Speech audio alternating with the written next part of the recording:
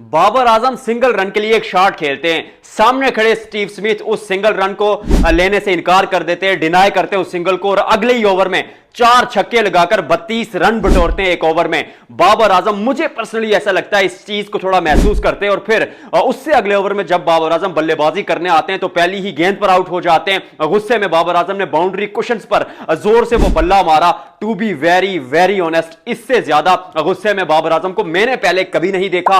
Steve Smith absolute carnage, 200 के strike rate से खेले, लेकिन मैं कहूंगा बाबर आजम भी बुरे नहीं खेले, क्योंकि एक एंड पर स्टीव स्मिथ अपना काम कर रहे थे, 190 रन आपने चेस करना था, दूसरे एंड पर आपको चाहिए थी क्लास, टेक्निक और इनिंग को कैरी करने की वो काबिलियत। और बाबर आजम इस रोल के लिए शायद पाकिस्तान क्रिकेट में बल्कि वर्ल्ड क्रिकेट में उस टॉप लिस्ट पर मौजूद, उस लिस्ट को, उस फहरिस्त को अगर बनाया जाए तो 3-4 खिलाड़ी जिसमें आते हैं बाबर आजम, विराट कोहली, जो रूट, स्टीव स्मिथ, ये खिलाड़ी जो इनिंग को कैरी करना भी जानते हैं और बीच में चौके लगाना भी जानते हैं। बाबर आजम ने वो काम किया। मैं बहुत बार कह चुका हूं कि बाबर आजम से वो चीज डिमांड ना की जाए जिसके वो कैपेबल नहीं है, क्योंकि हर खिलाड़ी का एक अपना खेलने का तरीका होता है, हर किसी की एक अपनी रिस्पॉन्सिबिलिटी होती है, अपनी काबिलियत होती है। तो उस हिसाब से क्योंकि बाबर आजम ने 15 साल पाकिस्तान क्रिकेट के लिए जो काम किया, डोमेस्टिक से लेकर इंटरनेशनल लेवल तक, वो यही था कि शुरू पर थोड़ा वक्त लेते हैं, बीच में शॉट्स खेलते हैं, एक एंड पर अपना काम करते हैं। साथ में बाबर आजम को इस तरह का खिलाड़ी चाहिए होता है जो उनके इर्द गिर्द घूमकर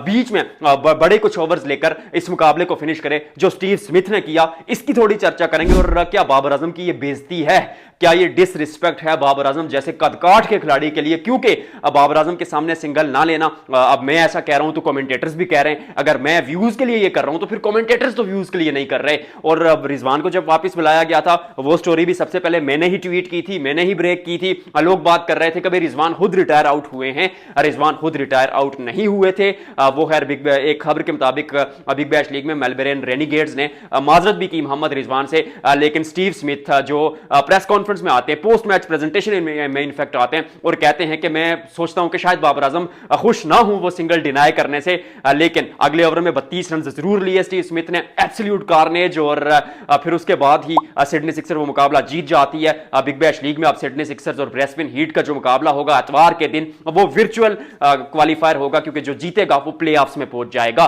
तो बहुत कुछ है बात करने को। एक्चुअल में थोड़ी सी पहले इसकी डिस्कशन कर लेते हैं कि क्या ये बाबर आजम की डिसरिस्पेक्ट है, फिर उनके स्कोर्स की तरफ जाएंगे, स्टीव स्मिथ की तरफ जाएंगे।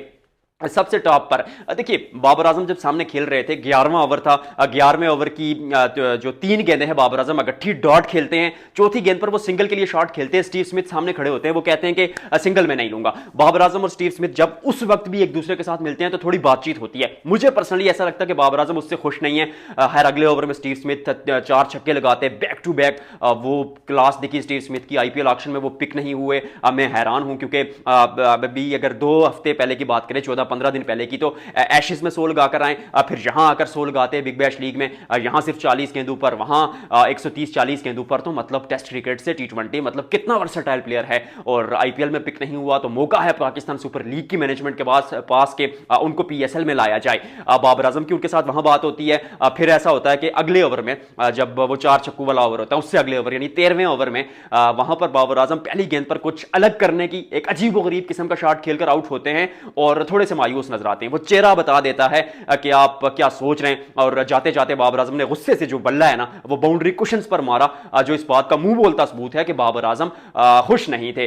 खुश अगर मतलब परेशान ना हुए हूं, नाराज ना हुए हूं, तो वो राजी भी नहीं थे। बाबर आजम को इस तरह के गुस्से में मैंने पहली बार देखा। और टू बी वेरी ऑनेस्ट, जब एक ऐसा खिलाड़ी जो साल हा साल T20 क्रिकेट में नंबर 1 रहा हो, T20 क्रिकेट में सबसे ज्यादा रन उनके हैं, सेकंड मोस्ट हंड्रेड्स है, 50 उनकी हैं, तो फिर थोड़ी सी वो बात आपके दिल में, आपके दिमाग में जरूर आती है कि how to treat your man player. क्योंकि बिग बैश लीग की जो वो हाइप है, जो व्यूवरशिप है, जो रेवेन्यू इस साल ब्रॉडकास्टर्स को मिला है, जो स्पॉन्सरशिप मिली है, वो बाबर आजम के बलबूते पर मिली है। Same is the case for Mohammad Rizwan. मैं बहुत उस पर भी बात कर चुका हूं, मेरे चैनल पर वीडियो मौजूद है कि डिसरिस्पेक्ट ना किया जाए। रिजवान के लिए शायद आप सोचे कि ठीक है, टीम की रिक्वायरमेंट थी, आपने उनको वापस बना लिया, लेकिन यहां पर रिक्वायर रन रेट भी कोई बहुत ज्यादा नहीं था। ठीक है, एक आध आपको बड़ा ओवर चाहिए था, लेकिन ऐसा नहीं था कि 10 गेंदों में आपको 40 45 चाहिए थे तो आपने बाबर आजम से सिंगल डिराई किया। Babar Azam is a that sort of player जो मतलब ही can play big shots as well यार, ऐसा नहीं है कि छक्के नहीं मार सकते। इनिंग्स की बात करते, 42 गेंदें 100 रन, 9 छक्के 5 चौके स्टीव स्मिथ की इनिंग में एक एंड पर अपना काम कर रहे थे। पहले ओवर से लेकर अटैक शुरू किया,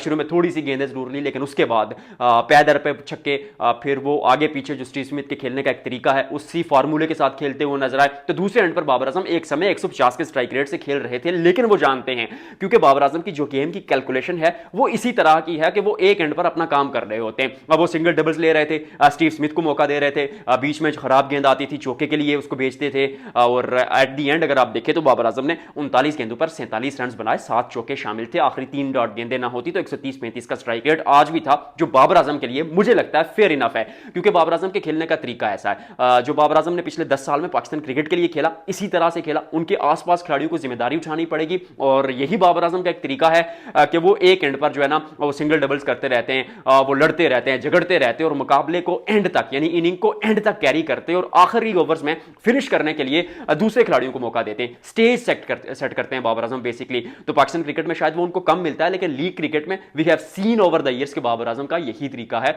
इवन पाकिस्तान क्रिकेट टीम में भी यही तरीका था और उसी के चलते बाबर आजम बने हैं, और उनसे वो चीज डिमांड ना की जाए जो वो नहीं कर रहे हैं। आई मीन बाबर आजम से आप नहीं कह सकते कि आप जाइए सर पर कफन बांधिए और पहली गेंद से छक्के लगाइए, नहीं, वो उनके खेलने का तरीका।